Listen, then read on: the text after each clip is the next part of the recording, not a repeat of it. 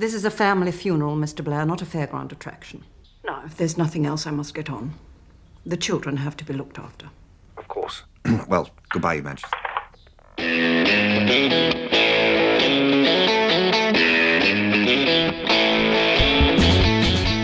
Hello and welcome once again to the Cine-Files, where each week we enter the world of a great film, we explore its themes, the history, the filmmaking, and the influence it has on us today. My name is Steve Morris. I am a filmmaker and directing instructor in Los Angeles, California. Hello, everyone. My name is John Roca. I'm a writer, producer, and host here in San Diego, California, and self-professed lover of the monarchy and obsessed with this movie, and very glad that we are tackling this movie, as I suggested this movie after the passing of Queen Elizabeth, in which I sat and watched BBC America for about 6 hours that morning watching the coverage. I don't defend the monarchy, but we do have an obsession with the monarchy here in this household. So That's what I've heard. And I'm very, very thrilled to welcome. I've only written about 4 or 5 actual fan letters in my lifetime, and our guest today is actually the recipient of one of those fan letters. And for those of you who've listened to the show for a while, you've heard me talk about the fact that for the last several years, I've been listening to the National Review podcast called The Editors. And the reason I started doing that was I wanted to get out of my liberal bubble and listen to some smart people that I disagreed with. And the person most responsible for keeping me listening to the show, despite how angry it often makes me, is our guest today. Charles C.W. Cooke is a senior writer at the National Review. He's the author of the Conservatarian Manifesto. He has written for all sorts of papers and newspapers. He's appeared on Real Time with Bill Maher. He's just launched a new podcast called the Charles C.W. Cooke Podcast. And I've just always been impressed with both his intellectual honesty and the fact that he really does try to stick to his values. And that is why I'm thrilled to welcome Charles C.W. Cooke to the Cine-Files. Well, thank you so much for having me. It's an absolute pleasure. And I want to, as John said, we're talking about the Queen. And here's where I wanted to start. I have a question for both of you, and I'm going to give my answer first because it is the most boring of the answers, I think, which is I wanted to know what your relationship to the monarchy has been. Have you obsessively followed it? Have you had strong feelings about it? And I will just say that mine is I've been aware of it, as you can't help being in our world. It comes up in the news, but I've never been an obsessive follower of the monarchy. I don't watch all that stuff. I didn't watch the Harry and Meghan interviews on Oprah. I didn't watch the wedding. I didn't get up. I didn't do all of that stuff. So I would like to ask both of you, what is your relationship to the monarchy? Why don't we start with you, John? Yeah, I mean, I think from the beginning, I've been a bit of an Anglophile since I was a young child. That's what got me into Shakespeare, got me into all things British. I've visited London more than I've visited any other place in the world. And just for me, there's been an obsession for a very long time. So the monarchy is connected to that. I've been a Liverpool fan since the 90s. And so for me, it's just, there's so much wrapped up in Britain and studying the history of Britain and learning the lineage of the kings. And when you get involved with Shakespeare, it actually leads you to the monarchy in kind of an interesting way. And so I've always been obsessed with that. And then watching The Queen, watching some of the documentaries that have come out, and then watching The Crown recently, which I think is a fascinating series and exploration of the monarchy and seeing what it symbolizes and how it's changed and metamorphosized over the years. It's always held a special fascination for me, and it's something I discovered when my girlfriend and I have got together a few years ago. We've been together 4 years now. She has an obsession with the monarchy very strongly, and when we visited England this recently in 2019 before COVID, we definitely made a point to visit certain places that are connected to the monarchy for us to explore and just dive into. So that's always been my thing, and I've read just about a number of things about the monarchy as well to stay abreast of it and stay aware of it and also realize its flaws, both the good things that I enjoy about it and the flaws. Charlie, my guess is that your experience with the monarchy is something that's been going on since birth. Yeah, well, it's just the water in which you swim if you're born in England, as I was. And it's not particularly frequently or deeply questioned in the UK. As I believe it's not in Canada as well. It seems to be popular there. It just is. I'm in an odd position because I'm a huge fan of the American Constitution. And one of the reasons, in fact, I wanted to live in America is I like the political system here. But I wouldn't remove the monarchy from Britain.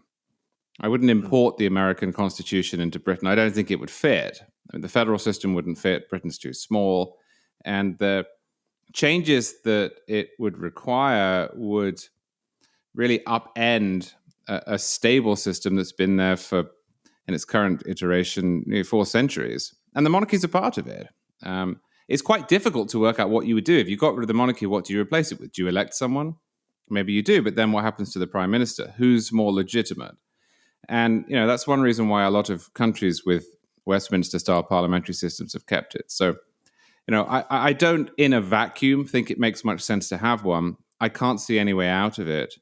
And I also think that the most recent monarch that we had, who was there for 70 years, Queen Elizabeth II, was very good at her job, irrespective of whether or not that job is worthwhile in one's view. She was good at it, and she was a role model in her execution of it. So I'm pro in the British sense, but I don't yearn for monarchy in the United States or as a general matter. It's so funny. I really do have no opinion on whether or not the monarchy is a good thing, but I certainly have an opinion on Queen Elizabeth, who is just, in my mind, she's just the queen. I mean, my mom tells a story about she was obsessed with the royals, and that when she was in 6th grade was when the coronation was, and she was one of the few kids in her neighborhood that had a TV, and so her entire 6th grade class came to her house to watch Queen Elizabeth become the queen. And so, I mean, this is our whole lifetimes, really. Do you remember, Charlie, how you first came to this film? I don't, but I did see it shortly after it came out. I think I was probably in college, or I just left college, and it was probably on TV, and I probably taped it up. My parents had the HD, 1080p in about 2006 or 7, and I was so impressed by this that I would record everything that was on the movie channel, and I think that was one of the movies that I watched quite soon after that. So I would have seen it almost as soon as it came out. It was 2006, right? Yeah. Yes. Yeah. John, how about you? I think I probably saw it that week, if not the weekend it came out. I don't recall if I went with anybody. I might have gone by myself to see it, to be honest with you, or seen it with someone who was as obsessed with film as I was, because this is Stephen Frears, and this is a film that got a lot of buzz in the trades ahead of its release in the States because of the reception at the festivals for it. It was one of the first times I remember hearing a bunch of people having a standing ovation for 5 or 10 minutes after a screening. And certainly I was a big Helen Mirren fan, or I am a big Helen Mirren fan. So there was a great combination of things here that made me want to watch it the week it came out, if not the weekend. I definitely saw it in the theater. Like you, I don't remember if it was in the week it came out. I think it was at the ArcLight. I think it was at the Cinerama Dome. And I remember Karen and I went to see it and just being blown away, particularly by Helen Mirren. I mean, it's a stunning, stunning performance. Here's a little bit of pre-production. This is a weird project. And so it comes, it is a project about real events that blends newsreel footage and all that with scenes that are, behind the scenes with the royals. There certainly were lots of interviews with people from Balmoral and, of course, many people from Tony Blair's office. But what is constructed of the family life of the royals, that's all made up. There is no way to know what was actually going on behind the scenes. One of the weird things about this is that this is, in a weird way, a sequel and even part of a trilogy, because there is a film called The Deal, which also stars Michael Sheen as Tony Blair, is also directed by Stephen Frears, and is also written by Peter Morgan. And man, Peter Morgan is having a crazy year when this movie comes out, because this is 2006. In the same year, he wrote Frost Nixon. Which also stars Michael Sheen and Frank Langella, and a couple of years later that would be a movie with them. In the same year, he wrote The Last King of Scotland. I mean, those are big movies all to come out at the same time. And of course, Later on, he wrote the third in the trilogy, which is The Special Relationship, which stars Dennis Quaid as Bill Clinton, and again Michael Sheen. That one's not directed by Stephen Frears. And Peter Morgan also wrote Rush. He wrote Bohemian Rhapsody recently, and of course, he is the creator of The Crown. So, the guy's done a lot in this particular area.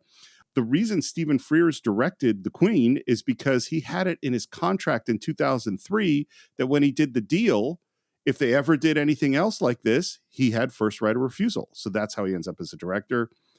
I think Stephen Frears is one of the great underrated directors around. Yeah, he doesn't make a point to shine a light on himself. And I think that's really a weird thing with directors nowadays, because a lot of directors want to make sure they're part of the conversation and highlighted. And Stephen Frears doesn't strike me as one of those that does that. You know what I'm saying? And I think I think that's why at times people kind of overlook his movies or don't value them in the same way that they would other directors who are his contemporaries. I mean, the list of, Prick Up Your Ears, which is a really interesting movie, Dangerous Liaisons, The Grifters, High Fidelity, Philomena, and then a whole bunch of interesting TV. It reminds me, John, of another director we talked about maybe a year ago, who also does all these great movies and doesn't get credit, and that's Alan Parker. Yes. Really, really good filmmaker. This is filmed at a whole bunch of different locations all over England, including at Balmoral for some of it. Which is incredible. Absolutely.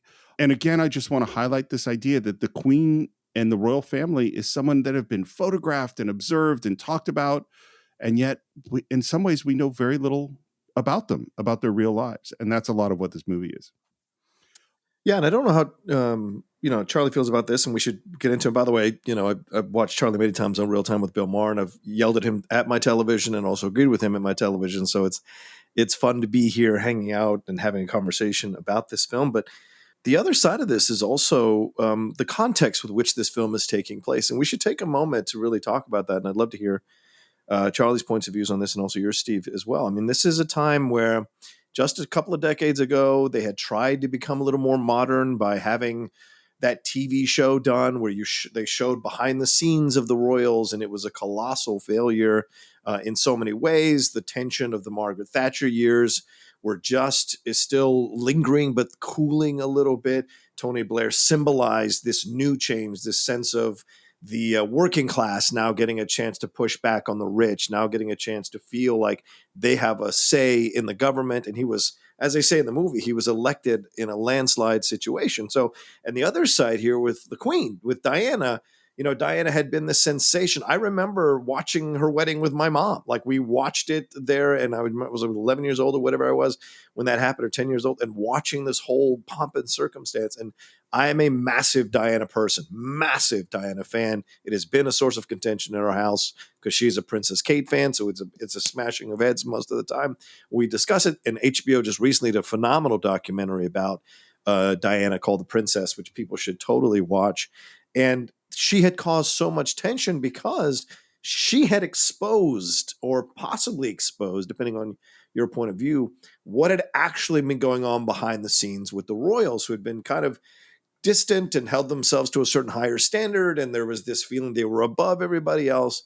But Diana had exposed them, and in her conversations, in her interviews, and of course, the situation with Charles, which was so horrific for someone to endure, the man in love with someone else, cheating on her constantly. There were audio tapes that were released. There were videos that were released showing him hitting on Camilla Parker Bowles, or speaking about how he wanted to be inside her pants and things of that nature. So there was a lot of embarrassment for the royals around Diana. So the resentment there wasn't just because she divorced Charles. There was a lot that was involved in this. And so, Charlie, I'd love to hear what you remember about this and this time and everything that was going on here with the factions between the royals and Diana's people. Well, have I said too much? I don't know. No. Run up to that.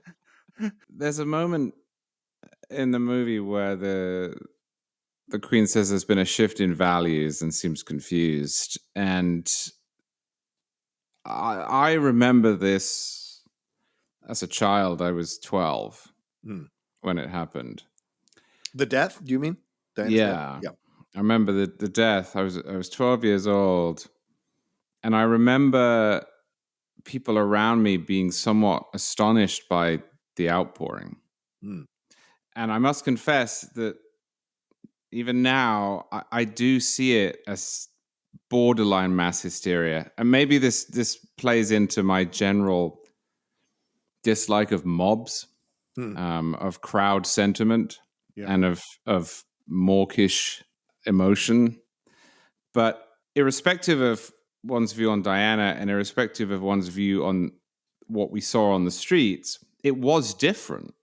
I mean, that was a real move in British sensibilities.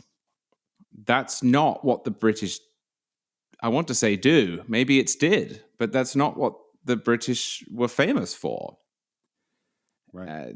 And it really took the royal family by surprise, and I think it took the new government by surprise, and it took certainly my parents and their friends, and this isn't a political thing, left, right, pro-monarchy, anti-monarchy, by surprise as well. The whatever it was, and we were watching the movie this morning, and my wife said, well, was it a period of economic turmoil? It was the opposite. Yeah.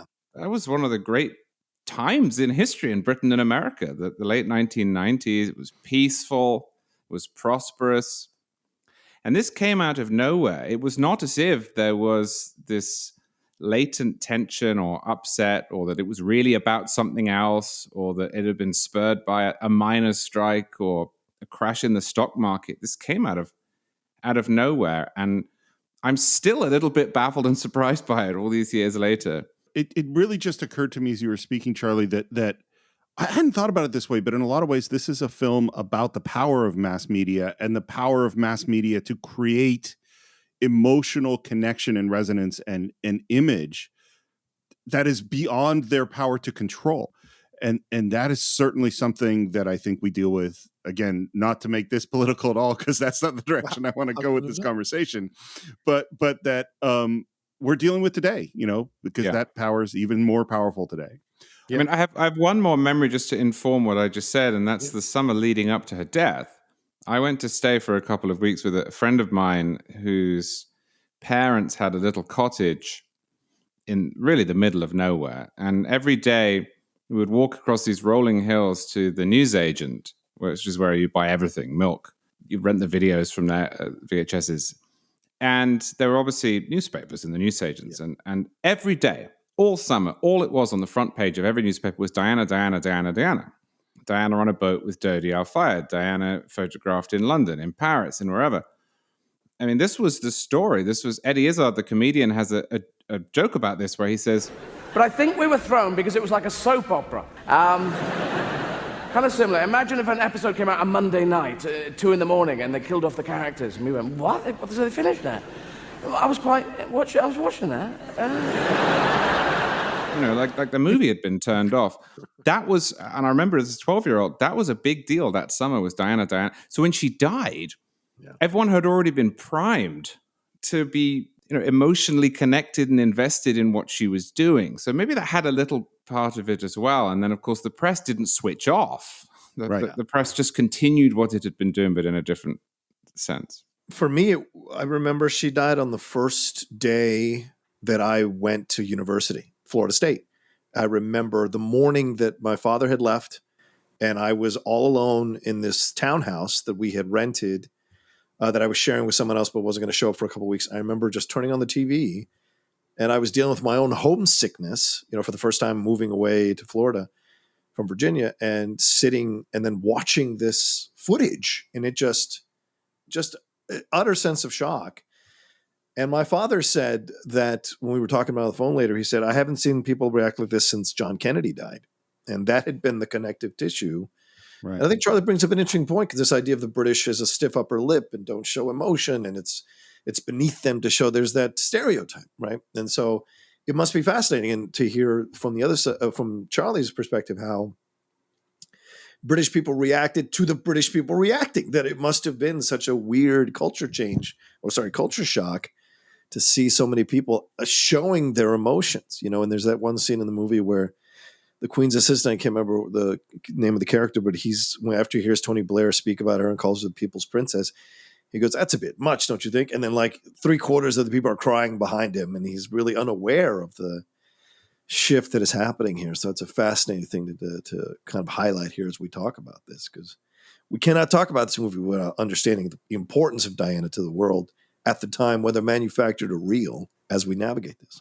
Well, and this definitely is a do you remember where you were event in people's lives. And so I might as well tell mine, which is this. She died on August 30th, 1997. I was married on September 3rd, 1997. Wow. So all of my friends and family had come to the Bay Area, and we were all hanging out together before we headed up to Yosemite, which is where I got married. So it was a really weird... and like I said, my mom was a big Princess Diana fan. So there was all this really weird emotion a couple of days before I got married. Very strange. That's funny you say that, because Peter Morgan actually was married on the day she died. So really? He talks about that. Yeah, that was an influence for him in writing the film. Yeah. Oh, I didn't know that. That's really interesting. So speaking of the film, shall we jump into it? Yeah. So we start off with a quote, "Uneasy lies the head that wears the crown." I don't think you could have picked a better quote, frankly, for this film. And then we get news footage of Michael Sheen, and we're hearing about the election of Tony Blair. And then we cut to the Queen posing for a portrait.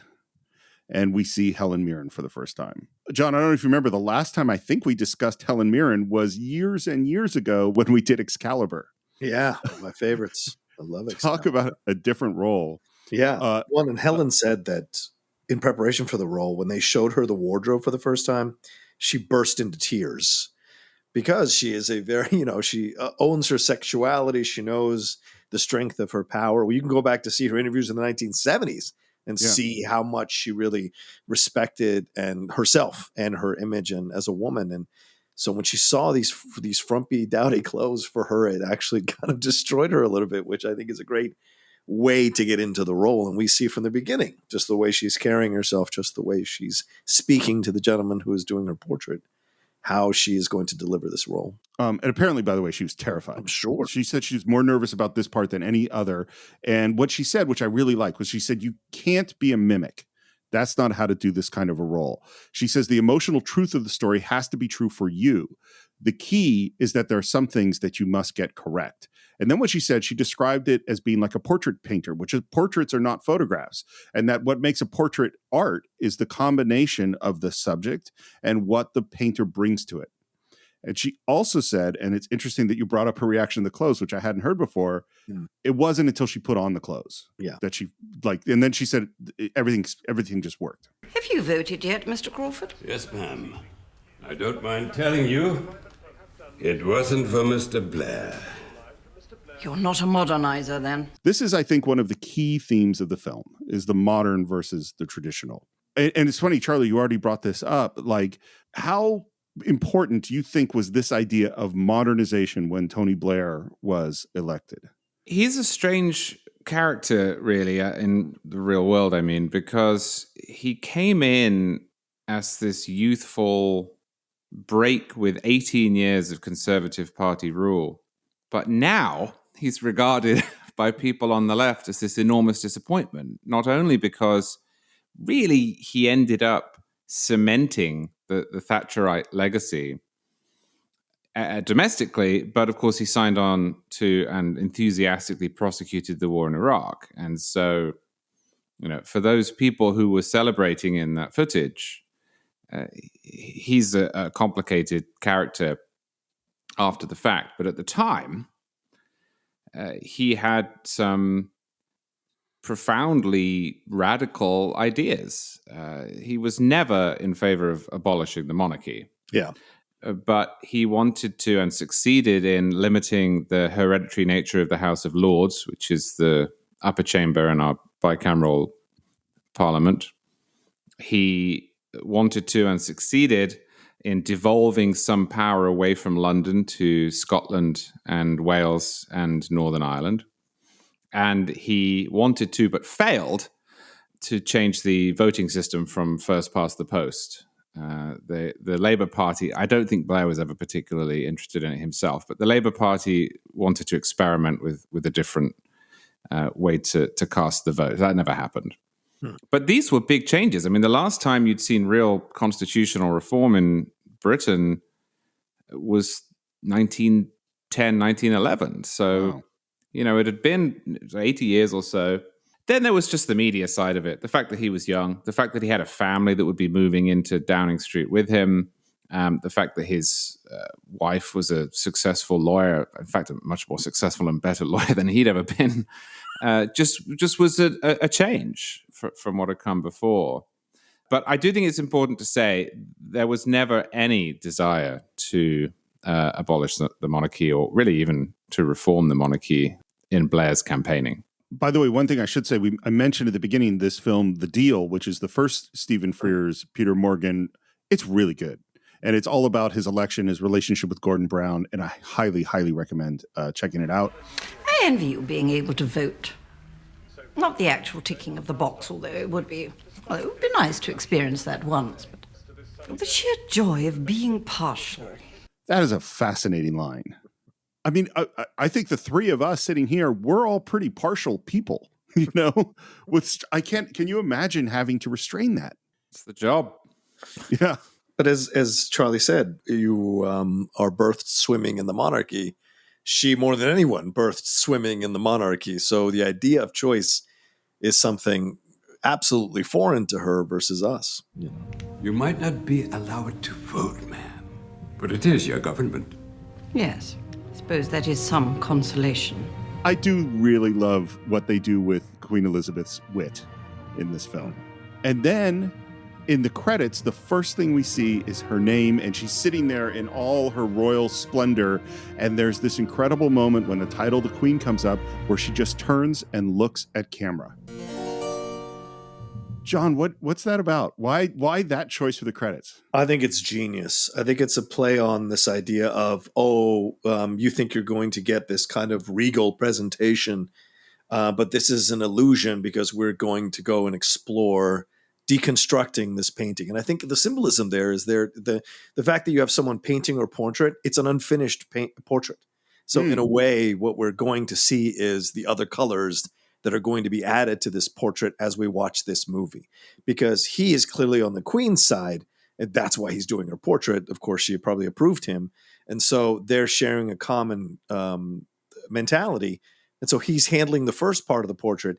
As the film goes along, we're going to see more of the colors that are going to be added to her. So her turning in that way is kind of an illusion, and also to command respect from you as well. It's a really interesting moment. And the reaction I have is, so in general, and John, you know this for being an actor, actors don't look right into the camera. No, it's frowned upon. It's a major no-no. And part of the reason is it feels weird to the audience. Mm-hmm. Like it feels like you're looking right at me. And I think it's really interesting that in this movie where we're going to look into an intimate space that we've never been, to look at people in a way we've never looked at it, that it starts with her looking at us. Yeah. We see the royal standard flying over the palace. This is going to become an important plot point. And then we go to inside the Queen's bedroom. And I was wondering, it's a really weird thing because in one sense, everyone's really familiar with the Queen. In another sense, we've never gone into her bedroom. And I'm wondering, Charlie, like, how does this feel taboo? Like looking to see the Queen lying in bed? Yeah, I think it does. I'm sure you know this, but there was in the 1980s an incident in which somebody broke into Buckingham Palace and managed to get into the Queen's bedroom and sat on the edge of her bed. Mm-hmm. And while she was scared, she ended up chatting with him, asking him what he wanted. He was unemployed, disaffected. Eventually he was arrested. But that scandalized the British because that's just not done. And also that's just not taboo. That's worse because, of course, it could have turned out horrendously. Right. Yeah. Thankfully, it didn't. So, yeah, that to me was an interesting choice for the beginning of the film because what it said is there's no holds barred here. Yes. We're going to look inside this family, and they are a family. I mean, this is a silly thing, isn't it? Because she's a human being, but you sort of forget, well, the Queen has a bedroom and sleeps and eats and goes to the toilet. I literally had the same progression of thoughts. Yeah, she must sleep and eat, and I guess she has to go to the toilet. You know, I mean, but I mean, it's 70 years that this person has been an icon. You know, like it is a very strange thing. And what we find out is that it was as expected. Mr. Blair won by a landslide, and then we see Tony Blair in his car is heading into Buckingham Palace to meet the Queen. And inside the palace, Robin Janvrin, who is her private secretary, comes in. And by the way, this is not accurate. He was not private secretary at this point. At this point, he was private secretary from 99 to 07. It was his predecessor, Sir Robert Fellows, who was actually her private secretary at this time.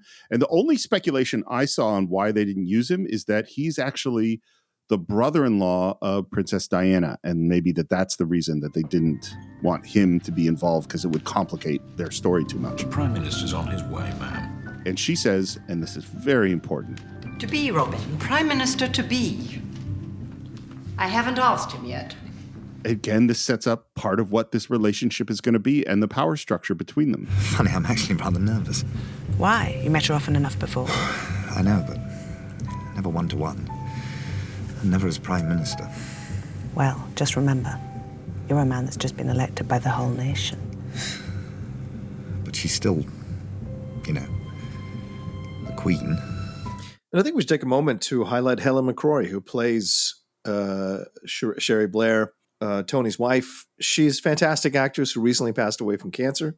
She was married to Damian Lewis for many, many years. And so a very fantastic actor. And so she is, as much as Sheen is embodying Tony, if you watch Sherry Blair with Tony, the physicality that Helen brings to her is great, because she's an anti-monarchist. She's very vocal about being anti-monarchy, yet she's married to the prime minister. And she has a kind of stronger gait. She's not intimidated by moments. And I love that they tease each other in the car. And she's not shy about telling Tony her real feelings about the whole situation. So that's a nice little element to have in the movie. And she was also played Sherry Blair in the trilogy as well, more than once with Michael Sheen. Well, and Charlie, my understanding is that you met the Blairs. How are they doing in their portrayals? Oh, I think they're spot on. I was friends with one of their children when I was at university. And so, you know, when you're friends with people at university, you go back to their parents' house sometimes. And, you know, we did. It just happened to be 10 Downing Street. And it was a strange, exciting time of my life. The portrayal of Tony Blair by Michael Sheen is so good. It is almost impossible to convey to people who haven't met Tony Blair. It is, I mean, the man becomes Tony Blair. I haven't seen all of the movies you mentioned. I've seen two of them. I've seen the one with Bill Clinton, and he, I mean, I'm astonished by it. And the Cherie character is very good as well. I think she's slightly more confident the way she plays Cherie than Cherie was. Oh, okay.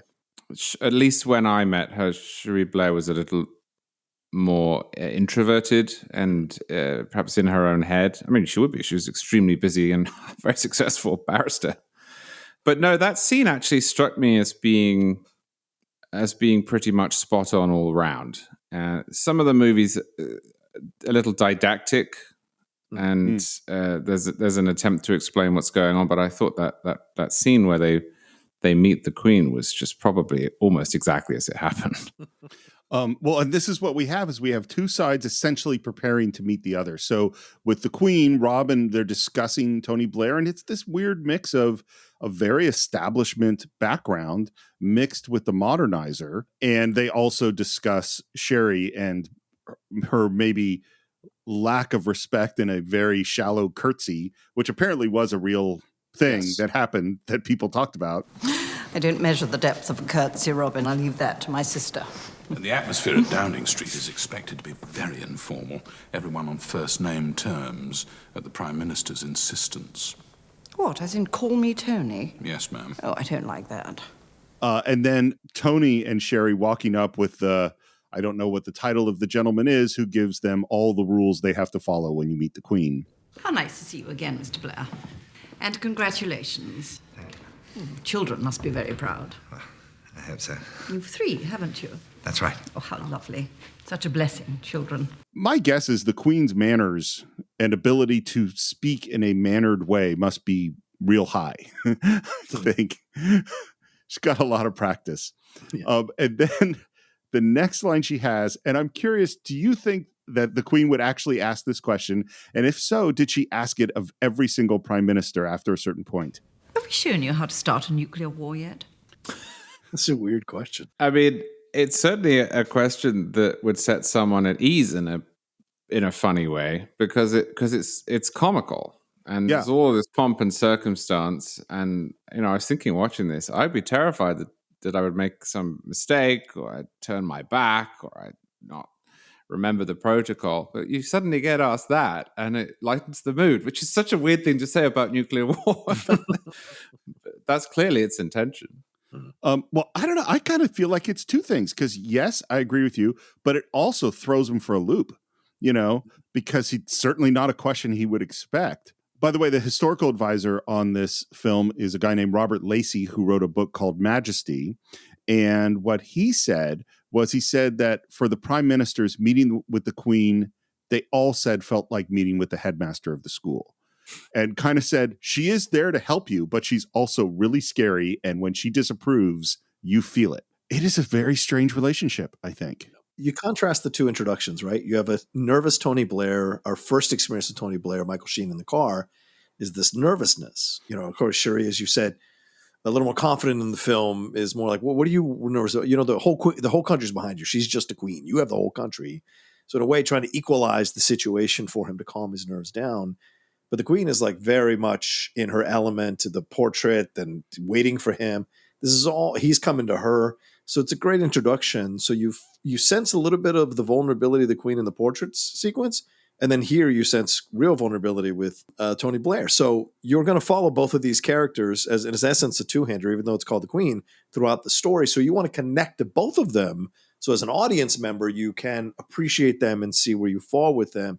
But you don't automatically make up your mind, and then that's it for the rest of the movie. It's a nice introduction for both of them when you look at it. You obviously know my job better than I do. Yes, well, you are my 10th Prime Minister, Mr. Blair.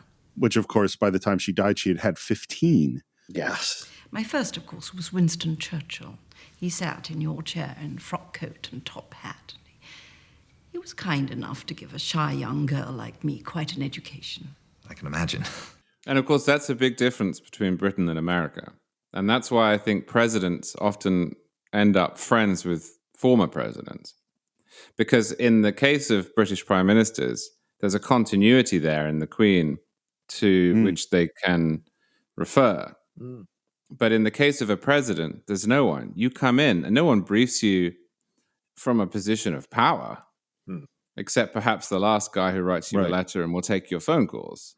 But there's no one who comes in like the headmaster and says, right, let me tell you about your job. Let me tell you what to do for a while.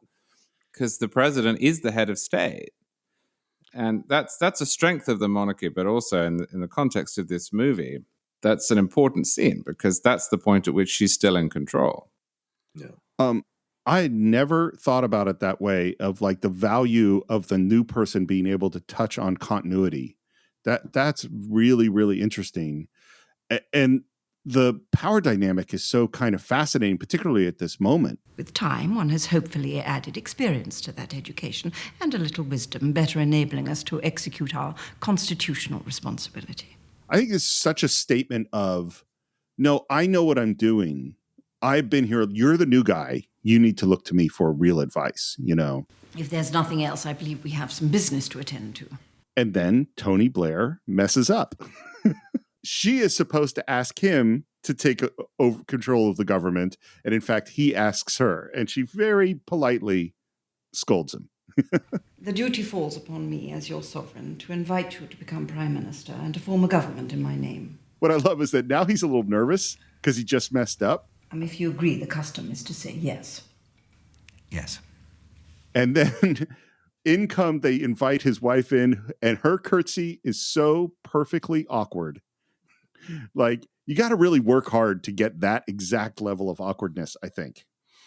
Well, I don't know. It's awkward. I think it's purposeful in its non-committal to the curtsy. That's on purpose. And apparently the queen got a kick out of it. You know, she's not as stuffy or fuddy-duddy as people might think. She did get a kick out of the fact that, I mean, she didn't fully commit to the curtsy all the time. And they have a very brief moment of small talk. And then in comes Robin, who whispers something to them. I'm so sorry, we're going to have to leave it there. They curtsy and bow and back out again awkwardly. Not too short, was it? 15 minutes. One doesn't want to be rude. No. So this was clearly the planned get me the heck out of here move. And then Sherry and Tony walking down the stairs. Thank you very much for coming. Now, fuck off. I wouldn't talk like this like 5 minutes. You're in the palace. It's like criticizing a play while you're still in the theater. It's kind of weird. You don't do that. So, yeah. I've done that. Yeah, you shouldn't, though. Listen, I've seen some bad plays. I mean, not in front of the actors, but that's what I'm getting at. She's within somewhat earshot of the people who work for her. So, yeah, outside the theater, knock yourself up. I know. What was all that about? God knows. Diana. Whatever it is, it'll be something to do with Diana. That's a perfect setup for a cut. Mm-hmm. And I want to kind of bring something up here, which is that there are infinite number of ways to make a movie. You make a decision like, okay, we're going to make a movie about the death of Princess Diana. There's a million ways to approach it. They could start it at when Charles and Diana first met. They could start at the wedding. They could start it when the divorce begins. They could start at any point, and you could approach it in a lot of different ways. And one of the most interesting choices they make is that they create a fictitious royal family and a fictitious Tony Blair with these actors. But Diana is the real Diana. Mm-hmm. And the world surrounding her death is the real world. And so you're contrasting, continually intercutting this manufactured world with the actual real footage. And I think it has a really powerful effect. And we go really quickly into this controversy. Princess Diana embroiled in more controversy as she pulls out of a meeting with MPs. Princess Diana moved today to patch up her relations with the former royal nanny. Princess Diana flew to Milan today for the memorial service for the murdered Italian fashion designer Gianni Versace. And then we're starting to introduce the paparazzi and the spying on her to get that photograph. Princess Diana sailed out into the Mediterranean on one of Mr. Mohammed Al Fayed's yachts today with his son. £250,000 for photographs, which appear to show the couple embracing. Not gonna lie to you, half of me went, I could maybe understand trying to get a picture here of this situation for £250,000, but not that I approve of the paparazzi in any way, shape, or form. Also, Steve and Charlie, I'd love to hear your thoughts on this. This is a crafty decision by Stephen Frears. He does not show any of the controversies that Diana is involved in. He just says that there are controversies. We don't go knee deep into the actual controversy at this point. So it's to establish her as this kind of good person, and this tragedy that we're about to hear happens to her that affects everybody. So in a way, he keeps her in a certain glass case. So it's something that the audience can use as a prism to see this relationship through and their reactions to her death. Instead of, as we're getting both Tony Blair's side and the Queen's side and how they react to this, we're not getting too much of Diana other than she was this people's princess. She was beloved, and her brother speaks about the press. So it's an interesting decision by Stephen Frears not to dive too deep into her and just leave her as this sort of two-dimensional figure. And you as the viewer make up your own mind how to feel about her as the movie goes along. I'm glad you brought that up, John. There's a line that happens later in the movie, but I want to bring it up now because I think it's a critical line to the film, which is at one point later on, Charles says about his family, but they are still making the mistake of thinking that the Diana they knew from living and dealing with her would eventually be the one seen by the public, but it won't. There are two Dianas. The public's and ours bear no relation to one another at all. Fuck Charles, in my opinion. But, whatever. That's my personal opinion. Well, that might be your opinion, but the point he makes, I think, is really critical, which is that we manufacture an idea of what we think she is. And like having done, I know it's a weird analogy, but having done 2 Great White Shark documentaries, that's what we dealt with in terms of the image of the Great White Shark, is there is a perception in the world of what that animal is, and you can't fight that perception. And I think with Diana and with all sorts of other things, it's real tough to fight a manufactured image. Yeah, where do you sit on the whole thing, Charlie, with Diana? What has been your experience with the portrayal and the image and how it's used here in the movie? Well, I think she's been somewhat sanctified. I see the whole situation as something of a tragedy. I think she often behaved badly. Certainly, Charles often behaved badly. It was an arranged marriage. Yeah, in essence. And probably doomed from the start. But as you say, there was a perception of her, and that perception, which still exists, it will probably always exist. She was a source of great fascination, and I mean, just look at what happened the minute she died. Elton John rewrote "Candle in the Wind" and released it, and it became the fastest-selling single in British history. That's the image, and I mean, I don't think it's the case in the movie though that they don't challenge it. They do it later on. We'll come to all of that. Yeah, I mean, at this but point, you're right. At the beginning, Yeah. then she is a porcelain doll still. Right. And I think probably that is how she was regarded by the public. Although, of course, when you're in a summer of endless tabloid fodder, which we were at that point, you don't get that without some salacious, implication. Like it's interesting because it's morally compromised, but I don't know. I think you're right. I think that's how she was seen, and it's interesting that's how they set it up. Yeah, three different introductions, right, Steve? I mean, the Queen with the portrait and holding court. So we see her as kind of a stuffy person. Blair's kind of a nervous person who is intimidated by the Queen, and then Diana and as Charles so eloquently said, as the porcelain doll. But all those images are going to be challenged as the movie goes along. So it's a great presentation of the three main characters or essences that we're going to be gravitating throughout the film. I honestly think that celebrity in general can be a really toxic thing. No. I mean, it's toxic for the people who are the celebrities who, all the microscope is pointed at them, because humans are humans, and that nobody can survive being constantly examined in every minute detail. I mean, only Tom Cruise. He's the only one that's ever survived. Well, and he had a moment where he almost didn't, but he managed to recover from that. I'm waiting for the Rock's moment. Man, he's smooth. The Rock has got some major charisma going on, but it's rough, and I think it's kind of toxic for us.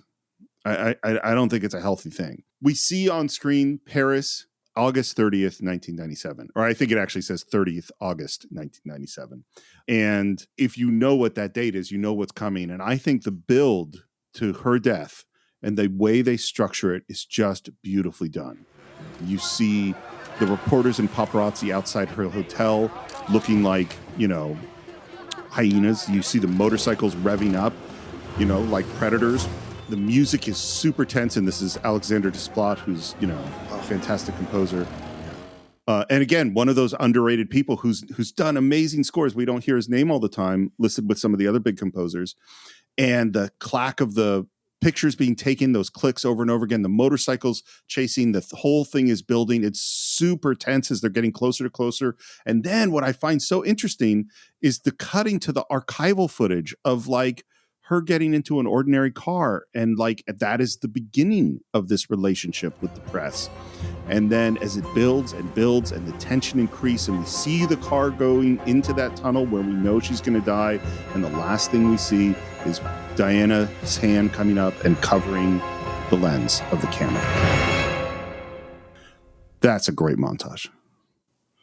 Yeah, this time around, watching it, the end of A Day in the Life by the Beatles came to me.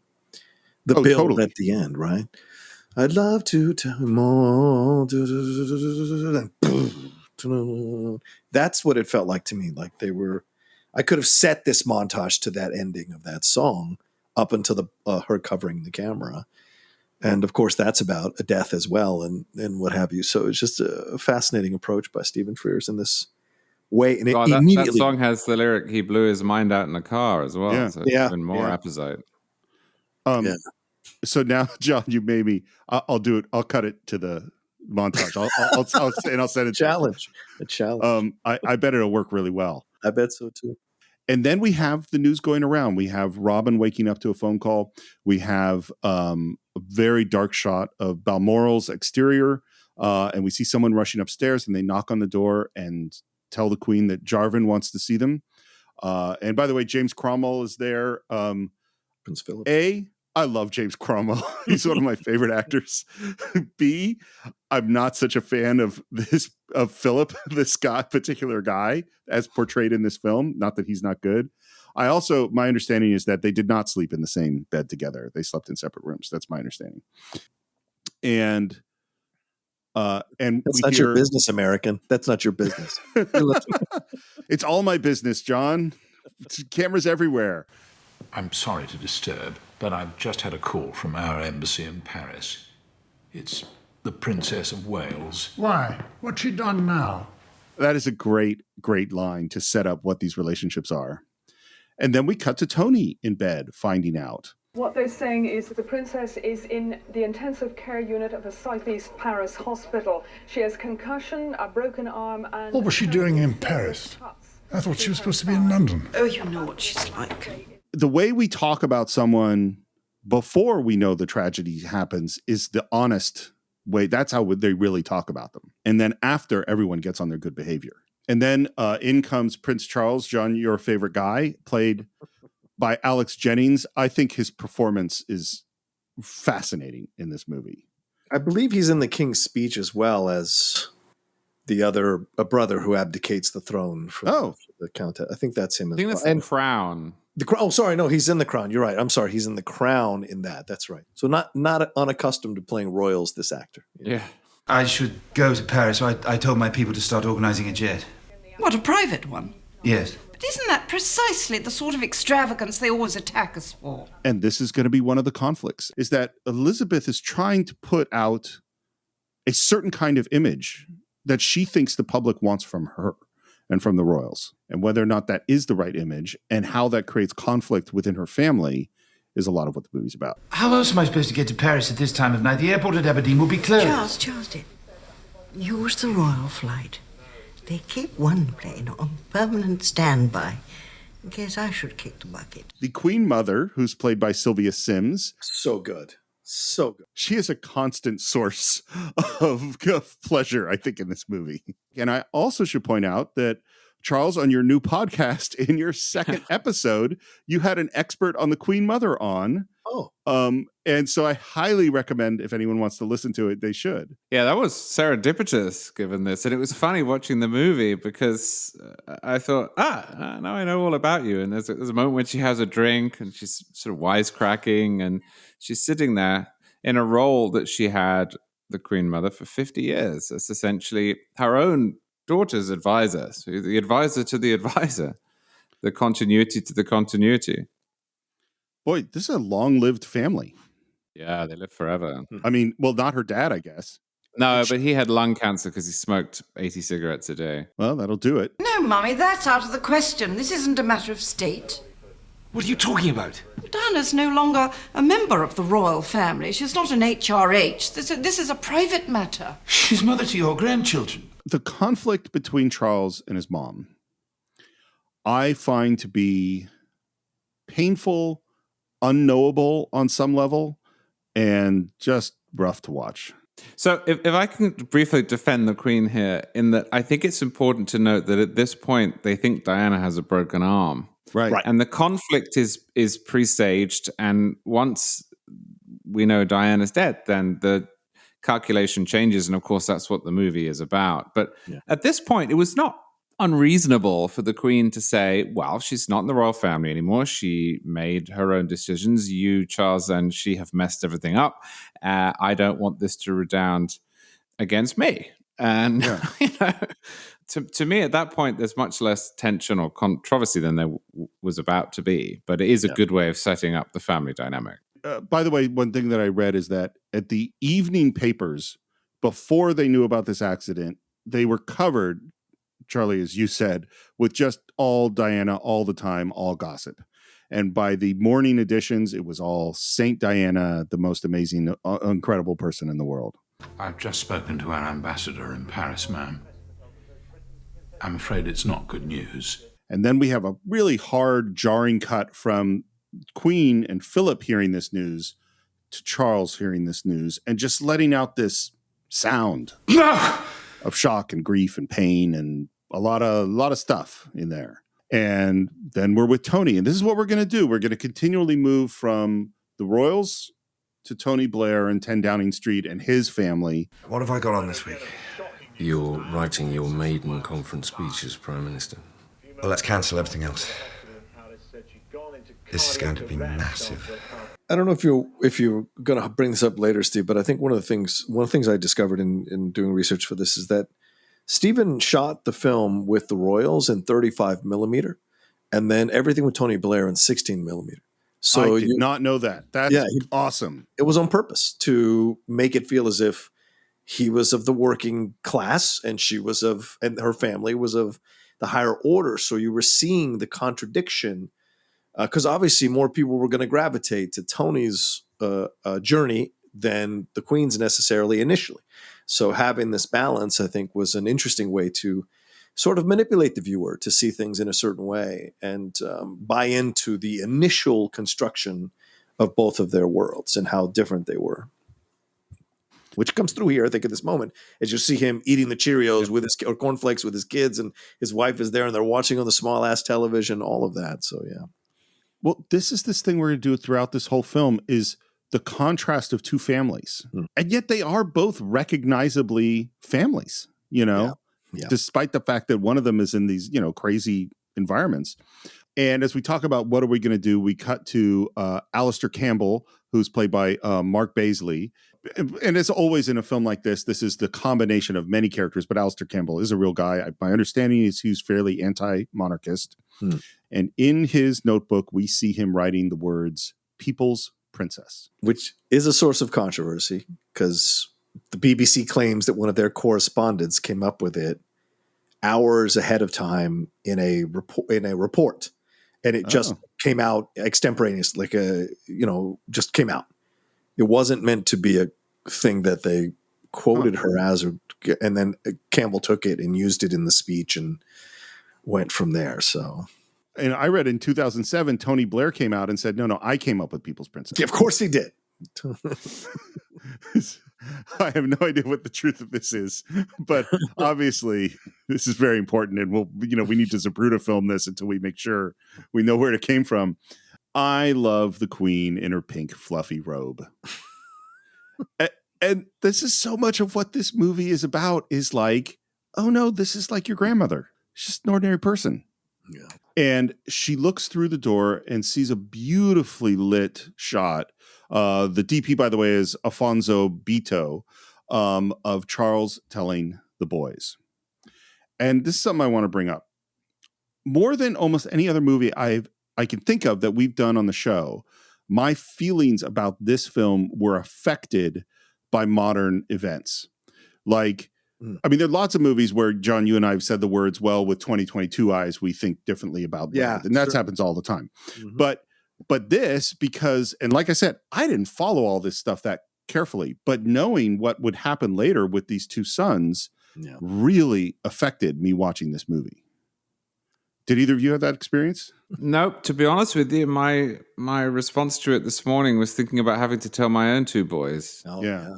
That was where my mind went rather than to the real boys. Perhaps that's selfish, but I projected myself into the screen, into the scene.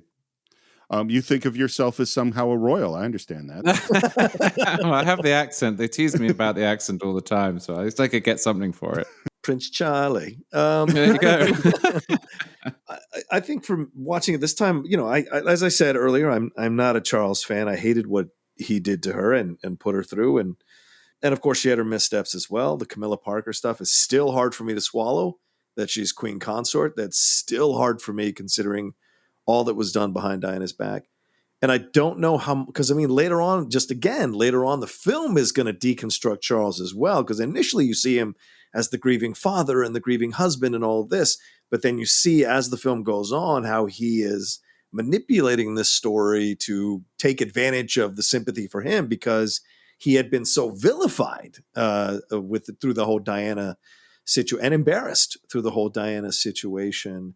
And certainly in The Crown, that gets explored real deeply, at least so far. And we're going to see in the new season how deep they go into it with Elizabeth Debicki stepping in as an older Diana, and I think Simon West coming in as the older Charles, and how that all plays out. So he had a very complicated relationship with his mother, and already there have been videos of him losing his temper since he became king, and kind of people already ready to pounce on him, which is unfortunate because who knows how you process the death of your mother and what that brings out in you. So there's already a kind of an anti-Charles sentiment building. So yeah, initially when we see him, there's certainly emotions here, but him telling his children, and we know now in retrospect when Harry has spoken about how much that death has still affected him, whereas William has maintained his very proper approach to it. Harry is much more open to discussing it. So it's a really good point you bring up, Steve, him telling the children at this moment.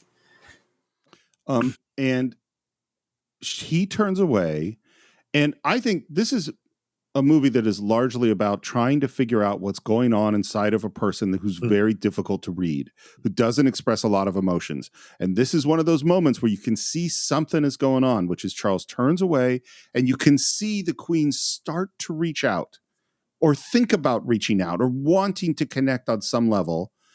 And then he stops and he turns back and he says, My private secretary's office have found a travel agency open in New York that will sell me a flight to Paris with an hour's stopover in Manchester. Perhaps now you might like to consider whether it's still an extravagance to bring back the mother of the future King of England in one of our planes. So at the moment that maybe she was going to express some motherly compassion, he comes back at her with this, you know, and correctly so. I mean, I think I understand what's going on with him. And she says, all right, of course. It's so rough because it's so like, I mean, I'm from California, America, grew up, you know, in the hippy dippy world where people gave each other hugs and stuff like that, you know, so watching this is like going, reach out to him, have some connection, but they're not going to have that. John, I don't want the boys to see the news and get upset. First thing in the morning, I want the radio taken out of the bedroom and the television taken out of the nursery. Yes, ma'am. Part of what I feel is weird about this is there is a very conscious choice to not show the boys, to never really be with them. They're only in the distance. They never speak. And her whole motivation, she says, is, I'm a grandmother. I want to protect my grandkids. Yeah. But we never see her with the grandkids. And so what happens, and this is why I had such a different reaction to it this time, is that she's saying one thing, but is that in fact her motivation? And is she in fact caring about the grandkids or not? And I don't know the answer. Well, certainly Philip, later on in the movie and in real life, if you watch the footage, kind of snaps a little bit at somebody when they say, we're thinking of the children, we're thinking of the children. And he goes, yeah, that's what we've been doing, taking care of them. And so you can tell that Philip has a stronger point of view on this whole situation. And I imagine for Elizabeth, it was just so weird to navigate this all. Yeah. And the way it's constructed because of her complicated feelings for Diana, but also I'm sure she loved the grandchildren. And certainly Harry and William have spoken about the love they have for their grandmother, and she has spoken about her love for them. So we may not see it in the film, but it was certainly there. Yeah, I think one thing about that scene where Philip says, I'll take them out hunting, essentially. I don't know if I'm jumping ahead here. I can't remember. Right. But is that it does illustrate the generational difference and the age gap that then manifests itself as the film progresses in the argument essentially between the royal family and Tony Blair, in that, yes, William and Harry will of course go out with their grandfather hunting, but they'd never have done that on their own. I doubt they'd go hunting now. Yeah, right. And nor did Charles. Right. Now, again, Charles probably felt obliged to do so when he was younger, but there's no way that is Charles's interests. What Charles likes doing is, growing and talking to plants and thinking about, conservation. By the way, what he likes doing is talking to plants. It sort of puts an interesting image in my mind. Well, he does. He talks to plants. Okay, I didn't know that. There have been a couple of documentaries on the Acorn or the other app we have that we watch British TV on, where you see him for like 45 minutes walking amongst his plants and talking. This is why I think he's going to hate being king. But no, but in Philip's day, going out and hunting or walking around was what was done. And, to go back to the podcast to which Steve referenced, the Queen Mother dealt with her grief, the author of the book that we reviewed told me, by walking around Scotland in the cold and feeling the chill hit her face. And that was a very old school British aristocratic way of dealing with anguish that is probably not that effective, and at the very least was not how William and Harry would have done it. And the key part, I think, is certainly not how Diana would have done it. Right. And so that to me was jarring, especially as a parent. That was a jarring moment where I thought, it's not that Philip's wrong per se. It's that we're about to see this big clash of generational attitudes towards healing. Two things. The first is clearly I am like a centenarian Brit, because the description of I'm dealing with grief by walking out in the cold, that makes perfect sense to me. That's totally what I would do. I having been through some emotional stuff, literally through the whole pandemic, if I didn't take a long walk every day, I was upset because I'm an introvert. And it became like I have to go on a walk. Partially because I'm trapped in my house with my family and they're two loud extroverts. And I was like, I gotta go away. Love you guys, gotta go. So I totally get that. I think it's part of it is that's Philip's only answer, which makes sense because you go, well, this is what works for me. And it's very hard to see that something that works for you is actually not what's going to work for someone else. But it does feel so painfully out of touch. And I keep thinking about these kids who are grieving their mother, and this old guy's like, let's go hunting again. It just feels so painful, which is also why I continually notice the entire lack of any interaction between the Queen and the grandkids. It just really sticks out to me. We also hear in this scene with Philip that they're talking about Elizabeth's sister. What did she say? Something about Diana managing to be even more annoying dead than alive. Just make sure you never let the boys hear you talk like that. Of course. It's so funny to watch this film after seeing The Crown, the first 4 seasons of The Crown, because certainly that division between her sister and Diana is there. And Anne even is shown as having a lot of negative feelings towards Diana while she's with Charles. I don't know how much of that is true, obviously, because we're only seeing it through the prism of Peter Morgan' writing, but certainly there are a number of reports that she was not liked by a number of the women in the family. I don't know if either of you, and I'm certainly not asking you to speak about it if you didn't want to, but have had to deal with the death of somebody who you really, really didn't like, or who many people really, really didn't like, and then you had to go to the funeral and do the stuff. I would go. I have, and it is it's weird. It's a weird circumstance. Anyway, sorry. I'm curious to Charlie's answer if he said. No, I was trying to think. I don't think I have. I have a very small family, so the scope for that's quite limited, happily. Yeah. And now we cut to, and again, this is a character in the film. The real footage of people showing up at Buckingham Palace and putting down the flowers and more and more. And the scale of this is just, it's hard to fathom. We've heard nothing official from the palace yet. We still don't know when we're going to get any further statements from inside the palace, or of course when the royal family are due back. And we cut to Tony, who's practicing his speech. And in the midst of practicing his speech, on TV comes Charles, the Earl of Spencer, which is Diana's brother, who reads his statement, which is a extremely angry and understandably angry attack on the press that he believes cost his sister her life. It would appear that every proprietor and editor of every publication that has paid for intrusive and exploitative photographs of her has blood on his hands today. But in the midst of this, Alistair says, "Not the press, mate. You've got the wrong villain." What's he saying there? Blaming the monarchy, blaming the Queen. He even says later, he says, are you sure the Queen didn't grease the brakes? He's very clear about his point of view on the complicit nature of the monarchy to her death. What I was wondering, I guess, is that are they complicit in her death? That's one thing, which I think you're right. She talks about greasing the brakes. Mm. But the other is, who will the public cast as the villain in this story? And they definitely, I think, cast the monarchy as the villain. And the press. In the documentary, like I mentioned, in the documentary there on HBO, there's footage of people yelling at the press for being there covering their grief, yelling at them saying, "You're the reason she's dead. You killed her." And so there was no issue with that. There's even a sequence where Christopher Hitchens is confronted by some people while he's doing an interview on the park bench there. And of course, lashes out as Christopher Hitchens always lashed out in that way. If you go back in time, you'll find all sorts of reform initiatives across Europe proposed in parliaments. You can't have this in America, thankfully, because the First Amendment's in the way. But Stupid First Amendment. Yeah. But paparazzi reform was introduced in Italy, France, I think to an extent in Britain. So the press got it in the neck. Yeah. We're going to again have these contrasting moments where we have the royals having breakfast in their environment.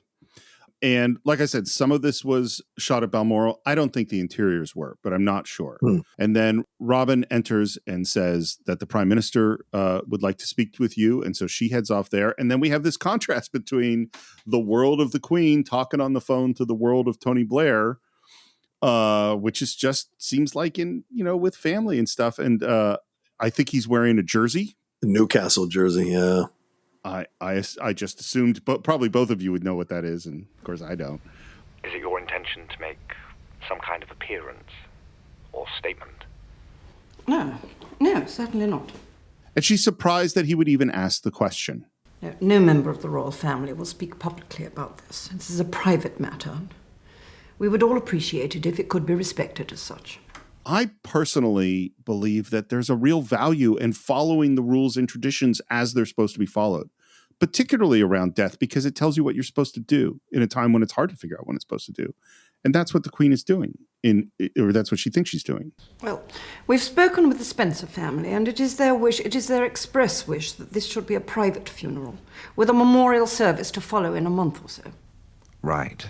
And given that Diana was no longer a member of the royal family, we have no other choice but to respect their wishes. And that is technically right. That is what you are supposed to do. And watching Tony Blair's reaction to this and him trying to figure out how to speak to her to make her understand a thing that he knows, which is that this is the wrong move.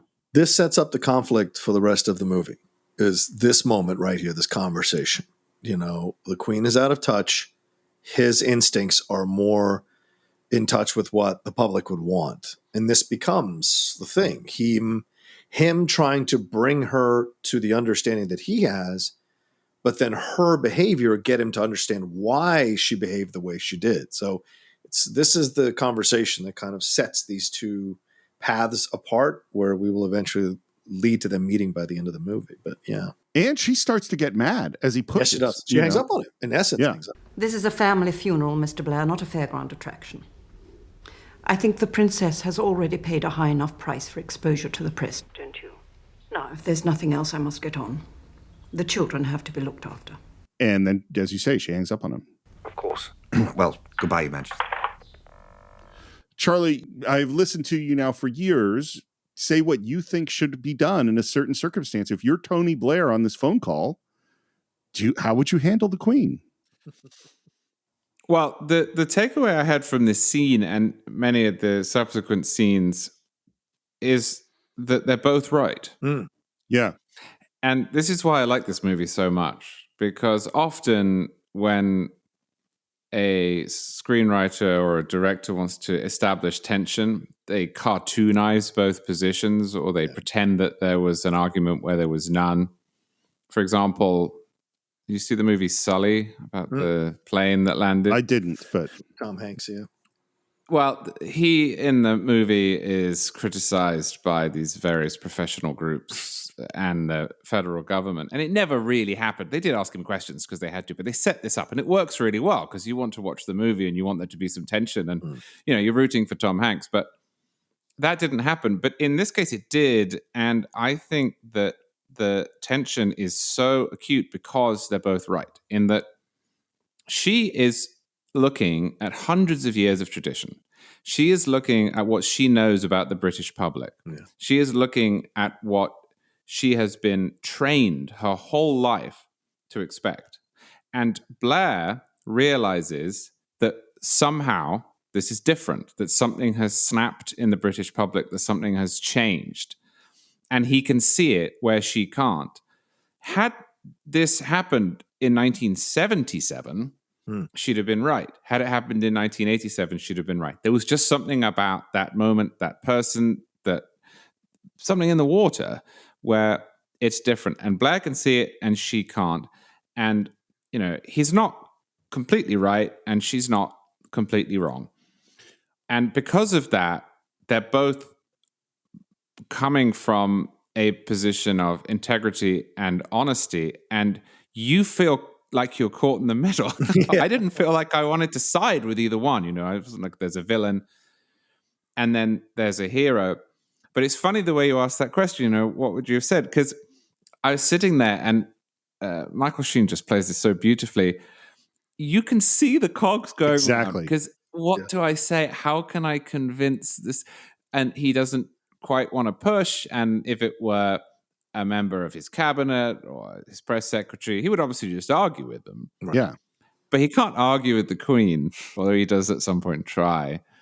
And he's trying to find an angle. He's trying to feel her out. He's hoping she finishes his sentences for him. He asks these slightly open questions. He cracks the door open a bit, and then she shuts it. It was just magnificently done because that has to have been impossible. I mean, that must have been frustrating and intimidating. So, these are great scenes, but they're great scenes because they're both right and because the arguments that they're both advancing are plausible. Yeah. It's not as if, well, obviously, just get on with it.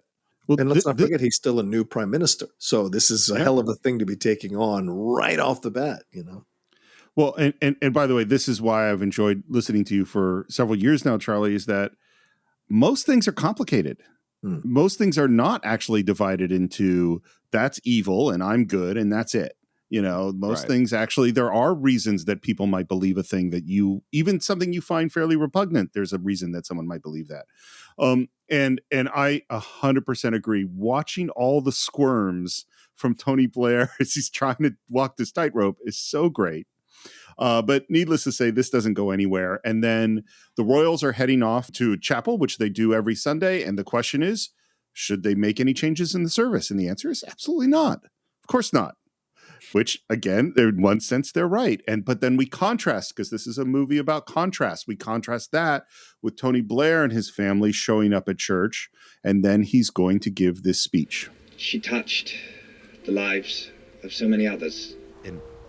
In Britain, throughout the world, with joy and with comfort. Again, Michael Sheen is such a good actor. By the way, have you seen, John, you might have seen it, there was a clip of Michael Sheen just doing a monologue on some talk show that was like, I think it was a Welsh thing or something. Well, he was inspiring the Wales national team to play recently in the was it the European Championships or National League, Nations League World Cup qualifying, something, but he was inspiring them to play well. I think it was the female team, actually. So, yeah. Dude, maybe we'll post a link to it because watching the contrast between the Michael Sheen in this movie and the guy that does that, the power that's coming off of him just on that thing. Have you seen this, Charlie? Yeah, absolutely. It's amazing. Plays Brian Clough, right? Yeah, he did in Damned United. That's right. Yeah. Great film. Or at least in my opinion, a great film, I know. But the other thing you need to watch is him and David Tennant in that series they've been doing where they're putting on a play. If you want to see the other side of it too, Steve, where he is like reduced down to his working roots and the back and forth, it is beyond hilarious. The comedy they find in that. The people everywhere, not just here in Britain, everywhere, They kept faith with Princess Diana. They liked her, they loved her. They regarded her as one of the people. She was the people's princess. And this is the moment, I think, John, that you mentioned earlier with Robin watching and turns to the people in the room with him and says... A bit over the top, don't you think? Prime Minister. The reaction to that and the women that are weeping there, that's where he starts to know, you know. And we cut to, again, the news and an anchor repeating this line, the people's princess, and we can see that the news anchor is deeply moved. Well, that's actual footage too. Right. That's right. I remember watching that footage live. Were you sitting around the TV like, you know, I assume John was watching this stuff as it was happening? Yeah, I was actually the first person in my family to find out because I used to wake up really early and I would usually read, but sometimes I would turn on the TV I had in my room and the news would be on. It was all that was on. And of course, I turned on the TV. It was early and this was all that was on it. And I went and woke my parents up. And then we basically just had the TV on all day, which was unheard of in our house. We weren't allowed to watch much TV. Wow. But yeah, I just remember watching that over the next few days. We watched a lot of TV. It was a bit like 9/11 in that regard. I mean, obviously it was very different, but the constant thirst for new information. I was just going to say there's this weird set of events in my life where we were glued to the TV. 9/11 obviously being the most profound one for me. And we're in Paris and Charles has arrived. And again, I like that when he goes to the coffin in the Paris hospital that see it behind glass and we see him reacting. I think we see him maybe saying something, but we don't know what it is. There's definitely an effort to keep us at a remove, I think, from Charles. And then Tony is heading to the airport and we have a brief conversation with the Lord Chamberlain that there will be a meeting about this big funeral. And he shows up at the plane where Charles getting off the plane, who pulls Tony aside and says, "They stood up as we drove past in cafes, in restaurants, removed their hats. This was Paris, one of the busiest cities in the world, and you could hear a pin drop." I imagine it will be the same here. What do you think Charles is going through as he drives through Paris with the body watching this reaction? I couldn't possibly speculate other than to assume that he was, from what the movie's presenting to us, he was reminded yet again of Diana's popularity, which was a source of contention during their marriage, how he was being overshadowed by her popularity. So although he's playing for Tony like, oh, it was amazing and all of this, and inside he might have been just struggling with. I like the impression. He might have been struggling with, the fact that she still, even in death, will become even more of a figure for him to contend with for the rest of his life. He's really interesting to me because it's the mix of like 6 different emotions combined with a clear political agenda. The palace would still prefer to see this as a private funeral. What are your feelings on that? And again, it's that him walking this tightrope of, I can't say the Queen is wrong. I don't exactly know what Charles wants at this moment. I think that'll present us with difficulties. So do I. My mother, the Queen, which is a bit of interesting redundancy, comes from a generation not best equipped.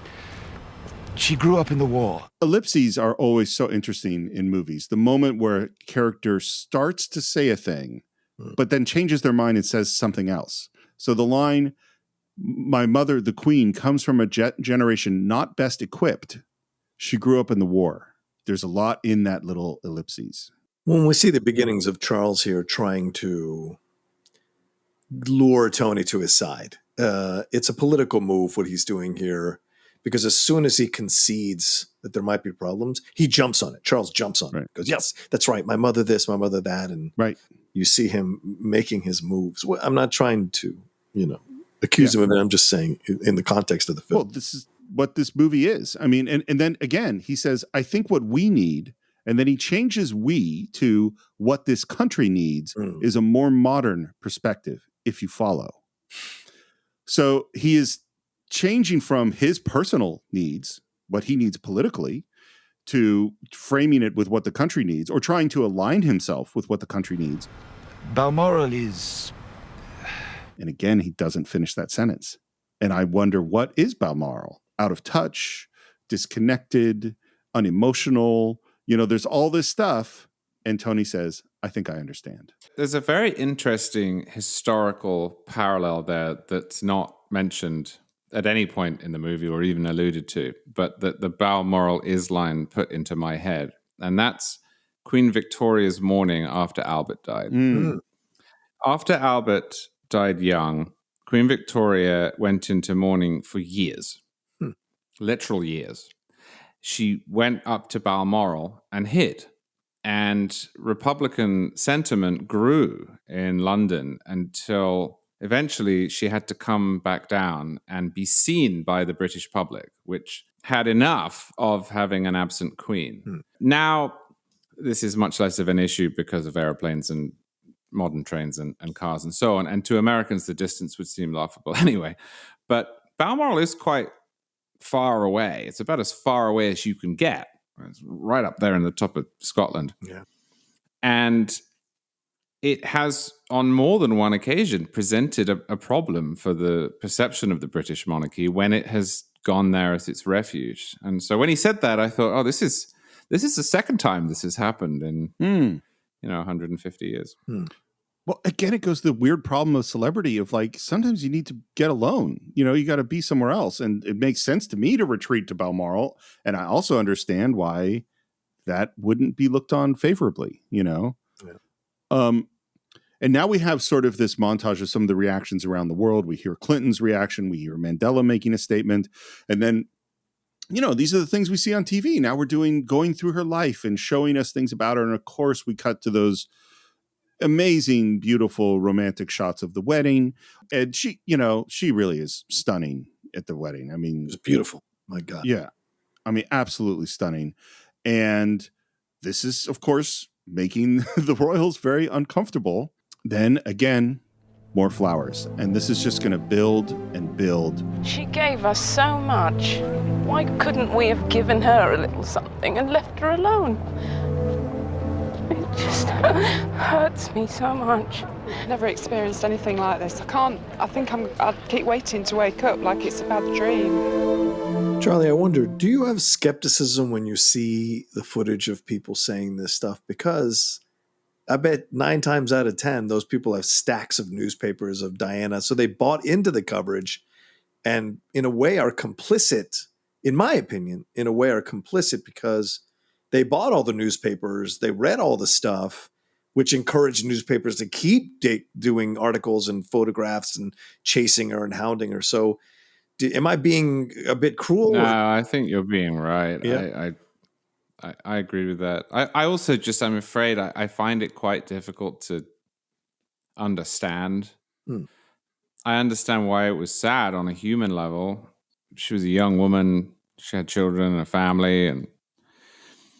But again, the level of grief and some of the way people spoke at the time, I found perplexing and still do. I just don't understand instinctively how people can say, I'm in so much pain after 3 or 4 days of someone they didn't know passing away. But it happened. There's a thing.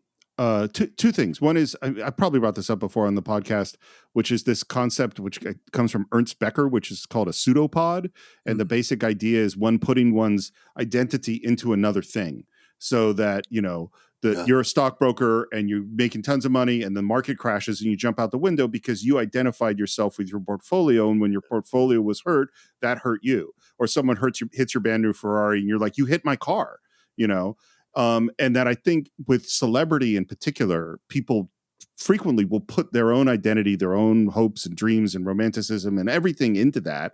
And then she gets killed, and then that feels like a part of you died. The other thing, again, I know I brought this up on the show before, was years ago I saw this interview with George Clooney, which I think was with Jon Stewart, and there was some celebrity scandal going on. I don't know which one it was. And Jon Stewart says to Clooney, well, they're obsessed with you guys because they love you so much. And Clooney goes, no, they don't love us. They hate us. This isn't how you treat someone you love. What are they looking for? They're looking for when we mess up. They're waiting to see us do so. That's not how you treat someone you love. And right. And I think both of those things are true simultaneously. I'll be honest with you, the hardest thing that I've experienced since going out on my own for the last 2 years on my own YouTube channel, doing my own shows, is the people who seem to relish catching you misstating a fact or misstating a name or having a controversial opinion about a situation. I recently put out a tweet about Andor where I was tired of seeing all of these white-led Star Wars shows not bring people on of color to talk about Star Wars. And I thought, well, this is a thing that is led by a migrant. It's an immigrant story. I said, let's bring on Latinos and people of color who've experienced being immigrants or whatever. Let's have those pundits on these shows and kind of open the door to more perspectives. That's all I was saying, but it was twisted to be something completely different, where I was saying white people cannot criticize Andor or cannot review Andor. And I was like, how the hell could you possibly extrapolate that from what I said? So I had to kind of take the tweet down and reanalyze how I approached it. But because people can be quite powerful when they're just waiting for you to make that mistake. And sometimes my YouTube comments, you can see, oh, Roka said this or Roka said that, or why did Roka think this? And then you look at their account and they have like 2 subscribers or 5 subscribers, and you realize these people are just, some people, not all, right? Some people are just waiting for you because they hate that you do what you do and they don't do it, or there's something wrong with their own lives and they're honestly just want to take it out on you. There's legitimate criticism, which is fair, but then there's criticism that comes from a place of anger, and these are a majority of the toxicity that you speak about in and I'm a Z-list celebrity. I'm not in any way, shape, or form close to anybody big, but yeah. I'm sure you've never experienced anything like that, Charlie. Charlie, yeah, I'm sure. Yeah, it's amazing. You know, sometimes I will. You mentioned having to take down a tweet. I mean, sometimes I will stare at a tweet 10 minutes and think, how could this possibly be twisted? How could I write this in a way? And someone will find a way. Yes, it's crazy. Well, John, if you're a Z-list celebrity, I'm like a Z minus 50 celebrity, and I've had this happen. So, people are just waiting.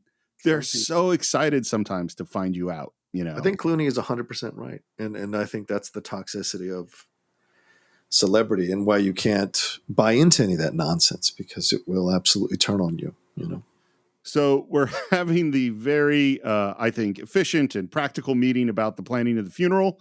And the camera, you know, tracks down this long table to Alistair Campbell, who says, "Oh, Christ."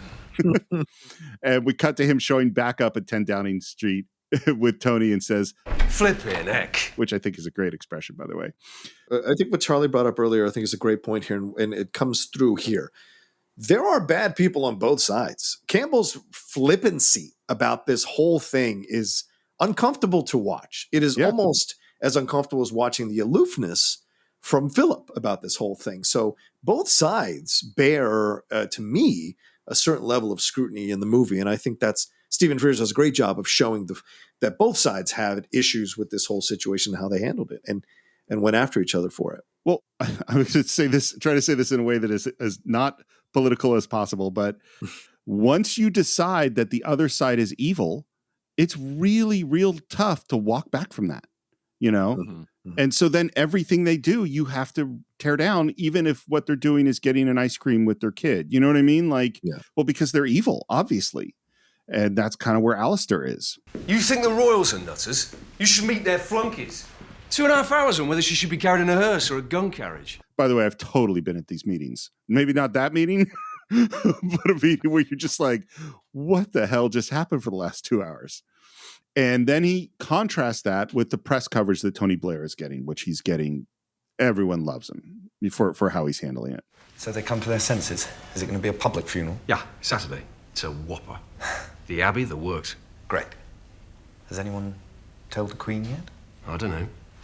No doubt some flunky will be dispatched, grovelling on all fours.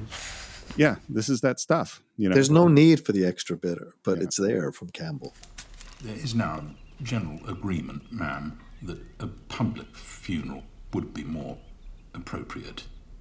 And you see the reaction going around the room. And you could tell Robin knows this is not going to go down well. He is like trying to soften the blow. Oh, absolutely. Yeah. Absolutely. Every once in a while I've written this, you know, sometimes you write a little stage direction to an actor, and And if I were writing the stage direction for the way Helen Mirren says this next line, it would be thin. I see. It is so tight. It's great. And they ask, and what form will this funeral take? And he says, and again, this is I'm awkwardly trying to say a thing that I know nobody is going to like. At the moment, they're suggesting, and of course, these are early days, basing it on Tay Bridge. And there's a reaction going around the room. And of course, I had no idea that all the royal funerals had bridge code names. Apparently, Queen Elizabeth's was London Bridge, which makes sense. Tay Bridge? What? Tay Bridge is the code name for my funeral. Could you imagine if someone you genuinely didn't like stole your funeral? I mean, that sucks.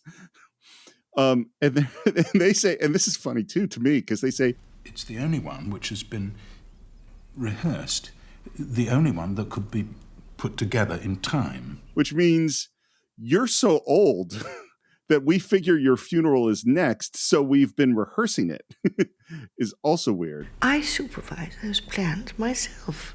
And they go, basically, yeah, we're going to use the plans, but it's going to be real different. Instead of 400 soldiers, it's going to be 400 representatives of their charities. And instead of heads of states and the crown heads of Europe, the guests will include actors, fashion designers, and other celebrities. Celebrities? Which, by the way, my understanding is that the Queen Mother loved Elton John and that he played for her, had like private concerts for her. And like that, this reaction maybe isn't quite exactly what you'd think. And then he starts to go and then realizes there's one more thing. And the flowers. What flowers? Just the fact that she would say what flowers when we've been watching this sea of flowers build outside Buckingham Palace shows a bit of a disconnect. At the moment, they're blocking the path through the main gate and will make things difficult for the changing of the guard. Oh, well, fine, then just move them away. And again, Charlie, this goes to your point of she's right, because nothing should interfere with the changing of the guards. Mm-hmm. That's just correct. Actually, the Lord Chamberlain was wondering whether we shouldn't leave the flowers and send the guards through the north gate. Helen Mirren's ability to process silently and watch you see the wheels turn as she thinks is so good. Oh, yes, of course. Yes, that's quite right. So we have gone from the Queen wanting to formally control how things are supposed to go to now her essentially being forced to sanction a celebration of this person that really tore up her family. Yeah. And at this moment, I think it's a good place to end part one of our exploration of Stephen Frears' The Queen. As always, we'd love to hear what you think. You can visit us on our Facebook page, do a search for the Cine-Files. And of course, you can subscribe to the show on Apple Podcasts, where we'd love to get your reviews. You can follow us on Twitter at Cine_Files, Cine-Files Podcast on Instagram. And if you want to support the show, you can do it at patreon.com/The Cine-Files. And if you want to follow me, you can do it at SR Morris on Twitter, SR Morris1 on Instagram. John, where could they find you? Oh, you can always find me at The Roca Says on Twitter, Instagram, and TikTok, The Outlaw Nation on Twitch, my YouTube channel, youtube.com/John Roca Says, where The Nation is back, my show that I do every week on Tuesday nights live, talking about whatever's bugging me in my life or whatever I want to celebrate that happens there. Also, please don't forget about my other podcasts, the Top 10, the Geek Buddies, the Hot Mic, and Strong Style. And Charlie, I cannot begin to tell you how great it's been having you on the show. Yeah. No, thank you so much. It's been fantastic. I'm already halfway through the movie. So. I know. There's just it's when John and I started the Cine-Files, our episodes were about an hour long. Yeah. And then they became 2 hours long, and then became 2 hours long, and then they became 2-parters, and then occasionally 3 and 4-parters. It's just gotten longer and longer. So this is sort of. Well, I was a guest on a 7-hour episode of Political Beats. Wow. The Beatles. So I know the feeling. I know the instinct. So I haven't listened to it yet, but it's not a joke. John and I have talked about doing a Beatles podcast for years now. Yeah. Because we're both such huge fans. I That's don't hope to do another show. That's what I need to do. But yeah, you need to know. Well, thank you so much. If people wanted to reach you or listen to you or read your work, how would they go about doing that? Well, I'm on Twitter at Twitter.com/Charles C.W. Cooke. And if you just Google Charles C.W. Cooke, on the first page, you'll find all the useful links to the things I'm doing. And on the second page, you'll find all of the criticisms of me that are responses to the things on the first page. So pick your poison. Well, I think there's probably some people in our audience which will do one and some other people in the audience that might do the other. But I think that is it for this week. We will be back next week to conclude our exploration of the Queen right here on the Cine-Files.